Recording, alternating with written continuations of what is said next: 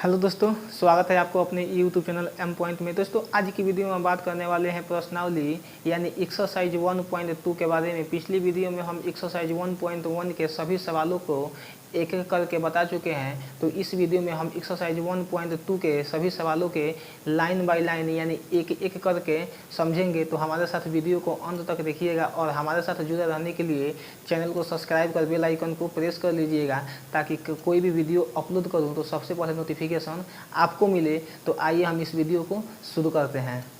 लिखा हुआ है कि निम्नलिखित संख्याओं के अभाज्य गुणनखंड के रूप में लिखिए। यह एक्सरसाइज 1.2 के क्वेश्चन नंबर प्रश्न संख्या 1 है। इसमें 5 सवाल दिया हुआ है, 140, 156, 38, 25, 5005 और 7429। तो इसको हम एक एक करके बताएंगे। इसमें आइए हम देखते हैं कि सवाल नंबर 1 को कैसे बनाएंगे। यानी 140 दिया हुआ है और इसका गुणनखंड ज्ञात करना है।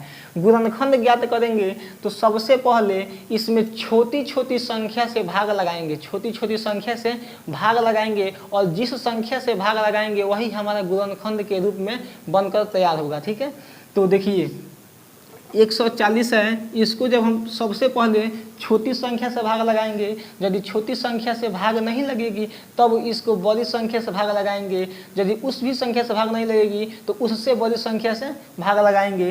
तो सबसे पहले हम 2 से भाग लगाएंगे। यदि 2 से भाग लगाएंगे तो यह 70 बार में कट जाएगा। ठीक है, उसके बाद फिर हम 2 से भाग लगाएंगे तो यह 35 बार में कट जाएगा। तो अब देखते हैं कि यदि फिर हम 2 से भाग लगाएंगे तो क्या यह 35 2 से कटेगा? नहीं कटेगा, क्योंकि कुछ शेष बच जाएगा और यह दशमलव में आ जाएगा। तो यहाँ हमको दशमलव में तो नहीं लाना है, यह संपूर्ण तरह से परफेक्ट में कटना चाहिए। तो हम इसको अब 5 से काटते हैं तो 5 सते 35। ठीक है, उसके बाद अब 7 से भाग लगाएंगे तो 7 एकम 7। अब हमारा अभाज्य गुणनखंड के रूप में आया हुआ है 140 का कि 2 गुणे 5 गुणे 7। जब हम इसको गुणा करेंगे तो वह 140 के बराबर आ जाएगा। अब हम देखते हैं सवाल नंबर 2 को। सवाल नंबर 2 दिया हुआ है 156 और 156 का जब हम गुणनखंड में निकालेंगे तो सबसे पहले छोटी संख्या से घटाएंगे। तो जब 2 से भाग लगाएंगे तो 7 दूनी 14 और 8 दूनी 16, 78 बार में कट गया। फिर उसके बाद 2 से भाग लगाएंगे तो 3 दूना 6 और 9 दूना 18।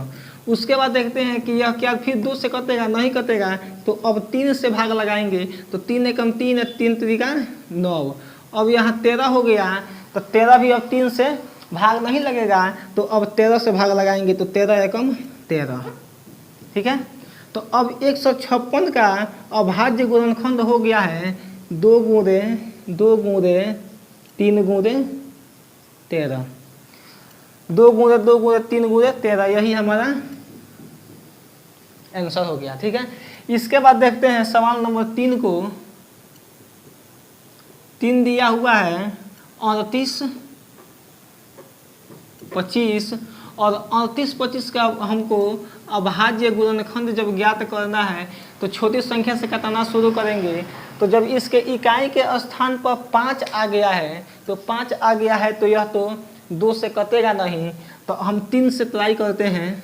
तो 3 एकम 3, 3 दूनी 6, 7 त्रिका 21 और 5 तिहाई 15 कट गया है। ठीक है, उसके बाद देखते हैं फिर हम 3 से भाग लगाएंगे तो 3 चौके 12, 3 दूनी 6 और 5 तिहाई 15।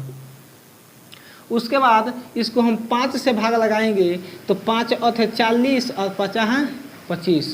5 अठे 40 कैरी बचा 2 गया, इसमें 25 हो गया 50 25। अब हम फिर इसको 5 से भाग लगाएंगे तो 5 एकम 5 और 5 सते 35। अब हम इसको 17 से भाग लगाएंगे क्योंकि किसी भी पहाड़ा में 17 तो आता नहीं है कि ताकि यह पूर्ण रूप से कटे। तो अब इसको 17 से भाग लगाएंगे तो 17 एकम 17। ठीक है, तो 38, 25 का गुणनखंड हो जाएगा। यहाँ पर जो बनकर आता है यही हमारा गुणनखंड होता है। तो 3 गुणे 5 गुणे 5 गुणे 17। ठीक है, इसको थोड़ा शॉर्ट भाषा में लिखेंगे और 3 के पावर 2 गुणे 5 के पावर 2 और गुणे 17 हो गया।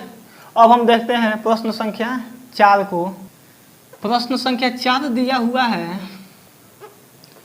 5005 यानी 5005 और 5005 का हमको अभाज्य गुणनखंड निकालना है। तो पहले हम 5 से कटाएंगे, क्योंकि 5 से छोटा किसी भी अंक से कटाएंगे, भाग लगाएंगे तो यह नहीं कटेगा, संपूर्ण तौर से भाग नहीं लगेगा। तो 5 से जब इसमें भाग लगाएंगे तो 5 एकम 5 और ये 0 और ये भी 0 और 5 एकम 5 हो गया।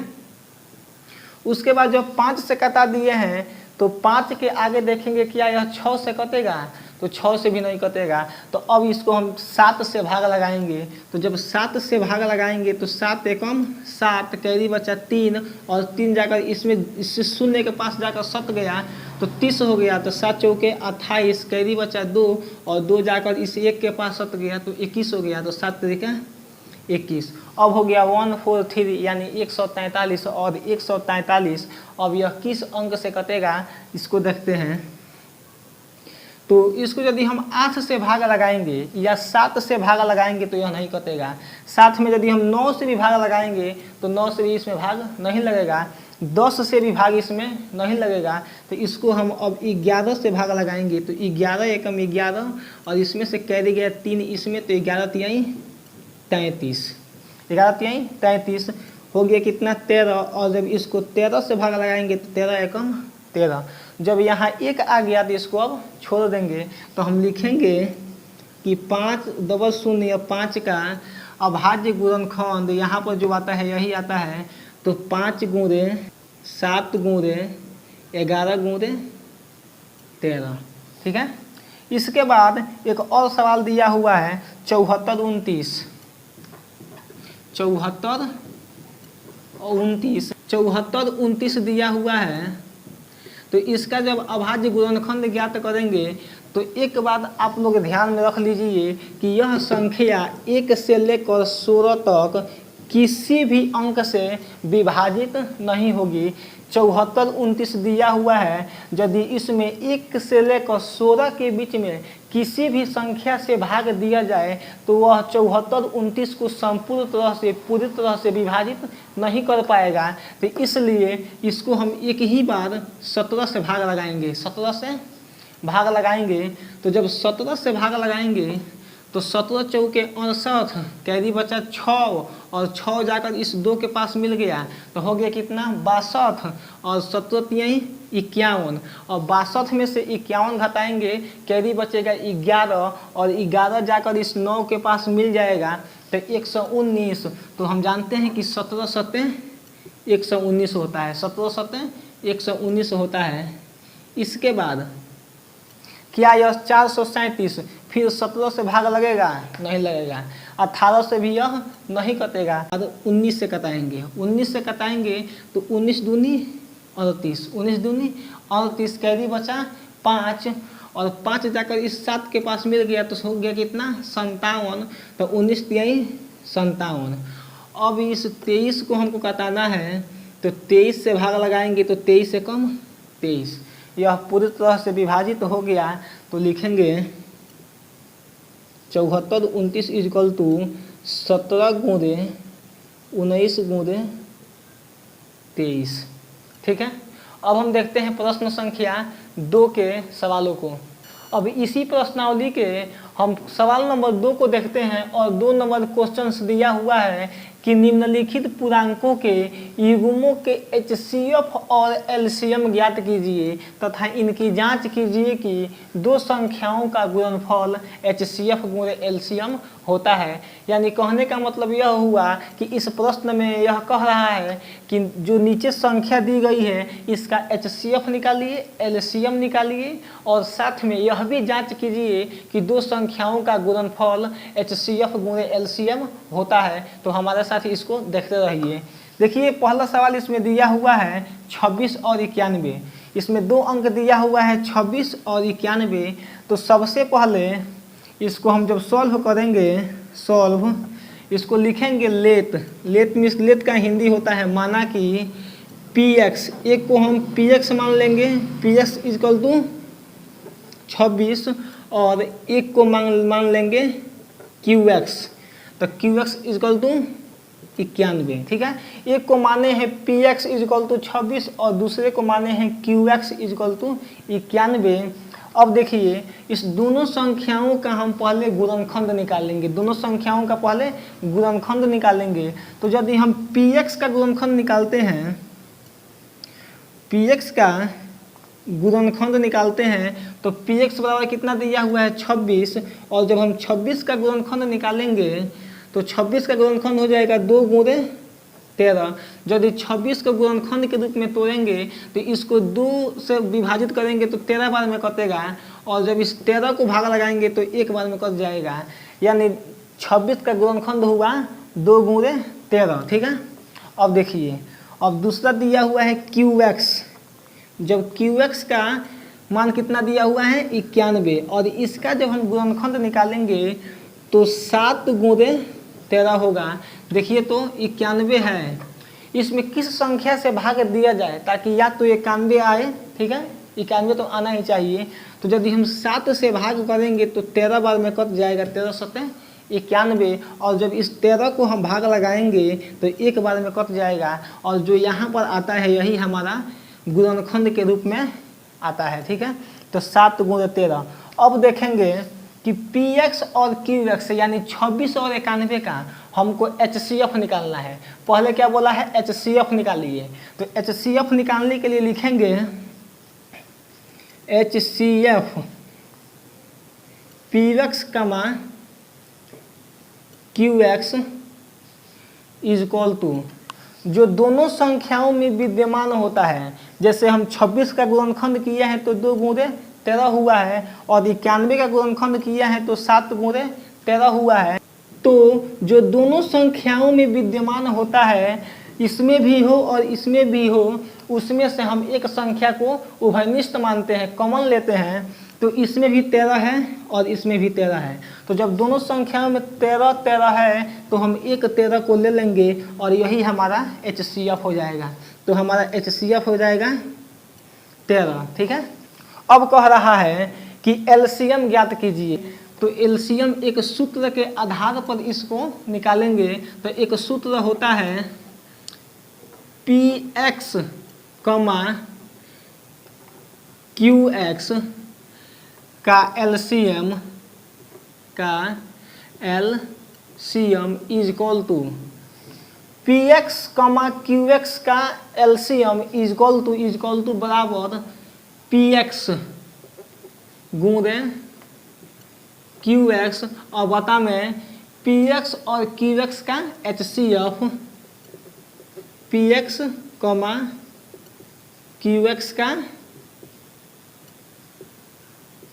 HCF। अब देखिए आप लोग को थोड़ा यह कम समझ में आया होगा, हम बता रहे हैं। PX कह रहा है तो PX कितना दिया हुआ है 26, QX कह रहा है तो QX का मान कितना, ठीक है। इस दोनों का हमको LCM निकालना है, तो हो गया 26, 91 का LCM बराबर। अब कह रहा है कि PX, तो PX का मान कितना है 26, और गुणे QX का मान कितना दिया हुआ है 91, और बता में हो गया तो 26 गुणे 91 यानी दोनों संख्याओं का गुणनफल, और बता में PX, QX का HCF। तो हम लोग पहले ही निकाले हैं PX, QX का HCF, यानी 26 और 91 का HCF 13 आया हुआ है, तो इसको हम लिखेंगे 13, हो गया। उसके बाद लिखेंगे कि 26 गुणे 91 बता में 13। तो जब हम इसको 26 में 91 से गुणा करेंगे, यानी दोनों संख्याओं को गुणा कीजिए और बता में 13 है तो इससे भाग कर दीजिए। तो 26 में 91 से गुणा करेंगे तो आएगा 23 66, और बता में 13।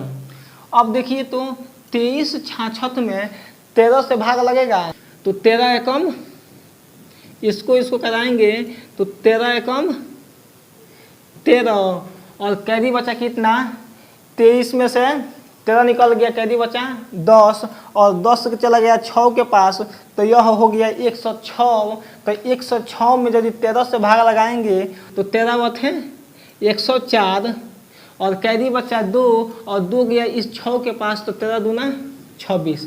एक बार और देखिए, 13 एकम 13, कैदी बचा 10, इस 23 में से 13 घटाएंगे तो 10 आएगा, और यह 10 जाकर 6 के पास गया तो हो गया यह 106। तो अब 106 कितना बार में आएगा, तो यदि 13 का पहाड़ा 8 बार पढ़ेंगे तो 13 बटे 104 होता है। और 104 में से जब 106 में से 104 घटाएंगे, कैदी बचा 2 और यह 2 6 के पास गया तो 26 हो गया, तो 13 दूना 26।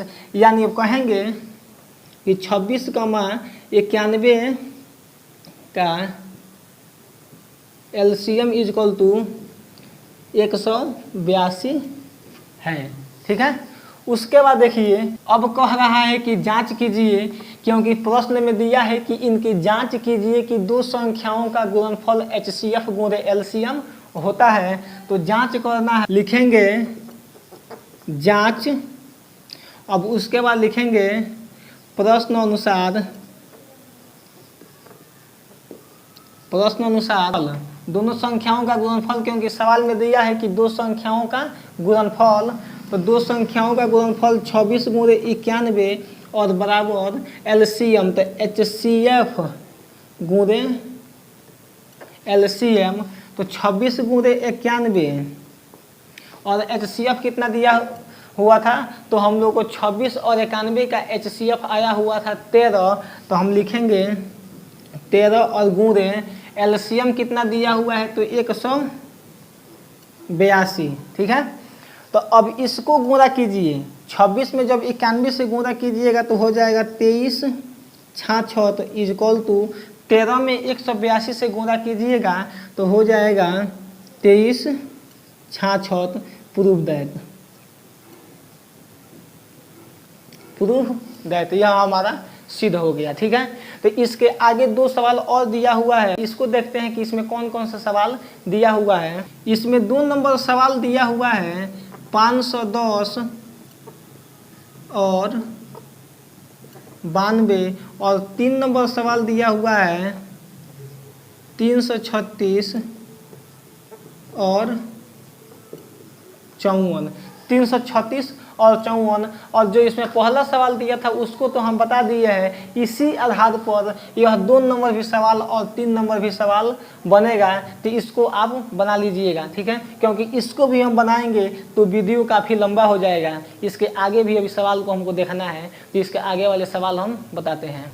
इसमें 3 नंबर सवाल दिया हुआ है कि अभाज्य गुणनखंड विधि द्वारा निम्नलिखित संख्याओं के HCF और LCM ज्ञात कीजिए। ठीक है, तो इसमें पहला सवाल दिया हुआ है 3 नंबर का पहला सवाल दिया हुआ है 12, 15 और 21। 12, 15 और 21 आप लोग को याद होगा कि हम इसमें प्रश्न संख्या 1 को बताए थे, उसमें भी यह बताए थे कि अभाज्य गुणनखंड निकालिए, लेकिन इसमें यह भी पूछ रहा है कि उसका अभाज्य गुणनखंड तो निकालिए ही, लेकिन साथ में उसका HCF और LCM भी ज्ञात कीजिए। सबसे 12 को जब हम अभाज्य गुणनखंड के रूप में लिखेंगे तो यह हो जाएगा 2 गुणे 3। देखिए तो 2 दूनी 4, 4 तिहाई 12। देखिए, और 15 को जब हम अभाज्य गुणनखंड के रूप में लिखेंगे तो 15 का हो जाएगा 3 गुणे 5, 5 तिहाई 15 हो जाएगा। उसी तरह से जब हम 21 को लिखेंगे तो 21 के जब अभाज्य गुणनखंड करेंगे तो 21 का हो जाएगा 3 गुणे 7।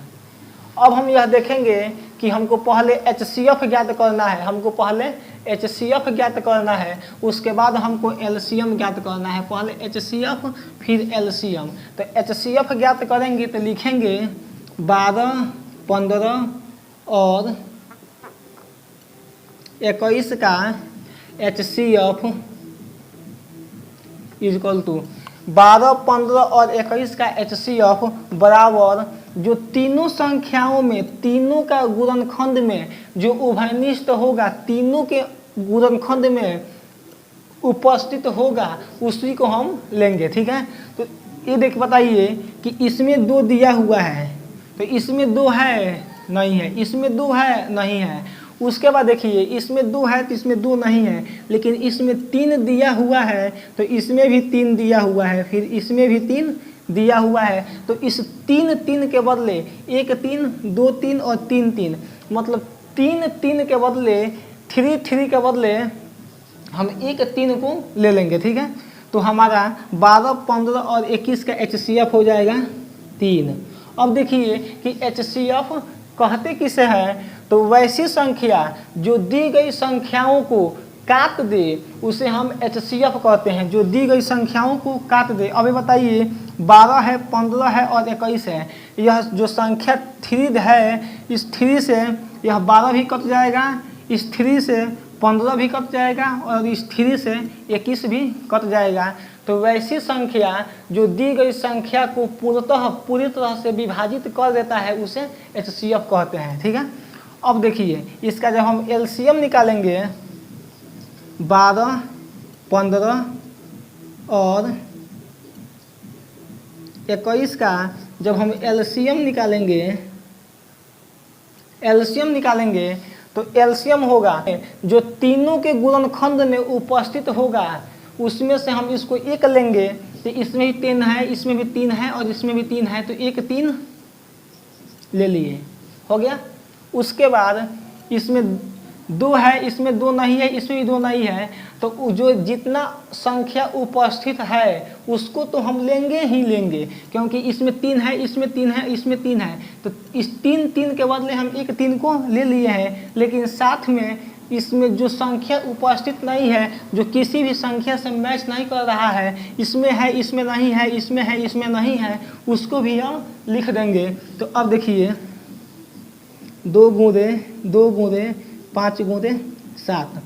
ठीक है, एक बार और देखिए, जो तीनों संख्याओं में विद्यमान हो, जो तीनों के गुणनखंड में विद्यमान हो, उसमें से हम 1 को लेंगे। तो जब हम 1 को लेंगे, जो तीनों संख्याओं में उपस्थित रहेगा उसमें से हम 1 को लेंगे, उसे हम HCF कहेंगे। लेकिन इस तीनों संख्याओं में जो उपस्थित है उसको तो लेंगे ही, साथ में जो संख्या शेष बच जाती है, जो संख्या शेष बच जाती है उसको भी हम लिख देते हैं, और लिखने के बाद इसको गुणा कर देंगे। तो 7 5 35, 35 दूनी 70, 70 दूनी 140 और 140 तिहाई 420, तो हमारा हो गया 420 और यह LCM हो गया। यानी अब कहेंगे कि 12 15 और 21 का 12 15 और 21 का HCF 3 और LCM 420 आ गया। ठीक है, उसके बाद इसको देखिए, इसमें दिया हुआ है कि 17 23 और 29, 17 23 और 29, इसका भी हमको HCF और LCM ज्ञात करना है। तो पहले HCF और LCM ज्ञात करने से पहले इसको हम गुणनखंड के रूप में तोड़ेंगे। तो गुणनखंड के रूप में तोड़ेंगे तो 17 का हो जाएगा 1 गुणे 17 और 23 का हो जाएगा 1 गुणे 23 और 29 का हो जाएगा 1 गुणे 29, क्योंकि 17 किसी भी अंक से विभाजित नहीं होगा, 23 भी किसी अंक से विभाजित नहीं होगा और 29 भी किसी भी अंक से विभाजित नहीं होगा, या तो वह खुद 1 से विभाजित होगा या स्वयं से विभाजित होगा। तो अब देखिए जो तीनों संख्याओं में विद्यमान रहेगा वह तो हमारा HCF हो जाएगा, जो तीनों संख्याओं में विद्यमान रहेगा वह तो हमारा HCF हो जाएगा। तो लिखेंगे 17 23 और 29 का HCF बराबर, जो तीनों संख्याओं में विद्यमान हो तो इसमें भी 1 है, इसमें भी 1 है और इसमें भी 1 है, तो HCF हमारा 1 हो जाएगा। ठीक है, अब देखिए 17 23 और 29 का LCM, इसमें भी 17 है, इसमें भी 23 है और इसमें भी 29 है। तीनों संख्याओं में डिफरेंट है, कोई भी इसमें अंक समान नहीं है, तो इस तीनों संख्याओं को हम गुणा कर देंगे। 17 गुणे 23 गुणे 19 और जो यहाँ बनकर आएगा यही हमारा LCM हो जाएगा। तो 17 गुणे 23 गुणे 19 जब करेंगे तो हमारा LCM आएगा 11,339, 11,339, यह हमारा LCM हो जाएगा। ठीक है, अब देखिए सवाल नंबर 3 दिया हुआ है सॉल्व। अब इसमें दिया हुआ है कि 8, 9 और 25 का अभाज्य गुणनखंड कीजिए और अभाज्य गुणनखंड करने के बाद इसका HCF और LCM निकालिए। तो 8 का जब हम अभाज्य गुणनखंड करेंगे तो 2 गुणे 2 गुणे 2 होगा, 2 दूनी 4, 4 दूनी 8 हो गया। अब 9 का जब हम अभाज्य गुणनखंड करेंगे तो 3 गुणे 3 होगा, और जब हम 25 का गुणनखंड करेंगे तो 5 गुणे 5 होगा। ठीक है, 8 का किए तो 2 गुणे 2 गुणे 2, 9 का किए तो 3 गुणे 3, और जब 25 का किए हैं तो 5 गुणे 5। ठीक है, अब देखिए कि हमको पहले HCF निकालना है। तो 8, 9 और 25 का HCF, 8, 9 और 25 का HCF, और HCF निकालने के लिए हम बताए हैं कि जो तीनों संख्याओं में विद्यमान हो, तीनों के गुणनखंड में विद्यमान हो, उसको हम उभयनिष्ठ मानते हैं और उसको हम लेते हैं। लेकिन यदि इसमें 2 है तो इसमें 2 नहीं है, इसमें 3 है तो इसमें 3 नहीं है, इसमें 5 है तो इसमें भी नहीं है और इसमें भी नहीं है। तो यदि हम इसमें से हम 1 ले लेते हैं, 1, इसमें भी 1 है, क्योंकि 1 से गुणा करेंगे तो वही आएगा, इसके मान पर कोई भी प्रभाव नहीं पड़ेगा। तो इसमें से 1 ले लेते हैं, इसमें से 1 लेते हैं और इसमें से 1 लेते हैं। ठीक है, अब देखिए कि 1 इसमें भी है, 1 इसमें भी है और 1 इसमें भी है, तो हमारा HCF हो जाएगा कितना?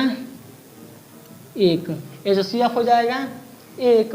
लेकिन जब हम LCM की बात करते हैं, LCM की बात करते हैं 8, 9 और 25 की, 8, 9 और 25 की जब हम LCM की बात करते हैं तो जो तीनों संख्याओं में विद्यमान है उसको तो हम लेंगे ही लेंगे, तो ले लिए, और उसके बाद जो विद्यमान नहीं है उसको भी हम इसमें लिख कर गुणा कर देंगे। तो 2 के पावर 3 और गुणे 3 के पावर 2 और गुणे 5 के पावर 2, इसको जब गुणा कीजिएगा और जो यहाँ बनकर आएगा यही हमारा LCM हो जाएगा।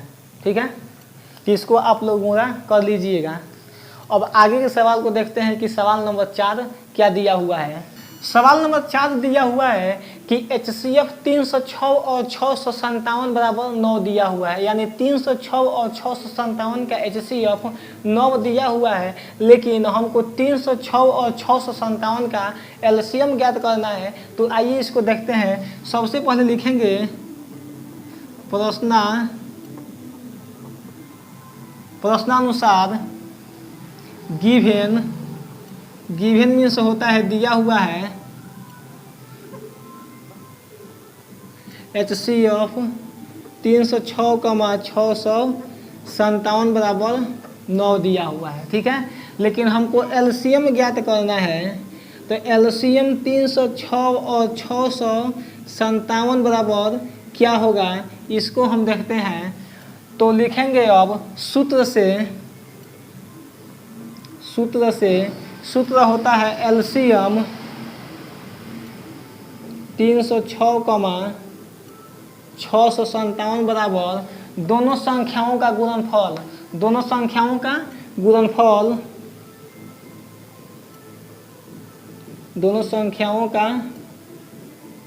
गुणनफल और बता में दोनों संख्याओं का HCF। अब देखिए लिखा है कि LCM 306, 657 इक्वल टू दोनों संख्याओं का गुणनफल, यानी 306 और 657 का 306 गुणे 657 और बता में दोनों संख्याओं का HCF।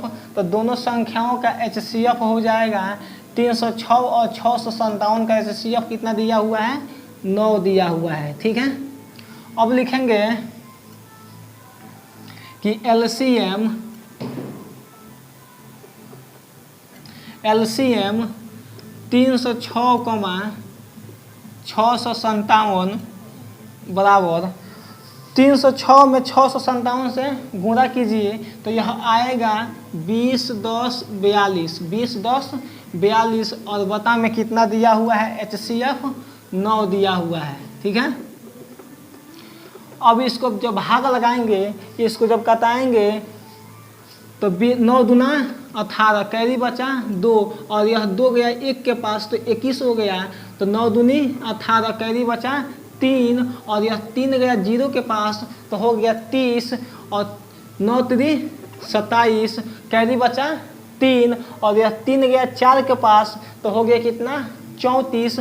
तो 9 3 का 27, कैरी बचा 3 और 4 7 और यह 7 जब 2 के पास गया तो हो गया कितना 72। तो 9 थे 72। तो यह हमारा 22,338 एलसीएम 306,657 इजकल टू 22,338। यह हमारा आंसर हो गया। उम्मीद करता हूँ कि यह वीडियो आप लोग की पसंद आई होगी। मिलते हैं अगले वीडियो में, तब तक के लिए बाय।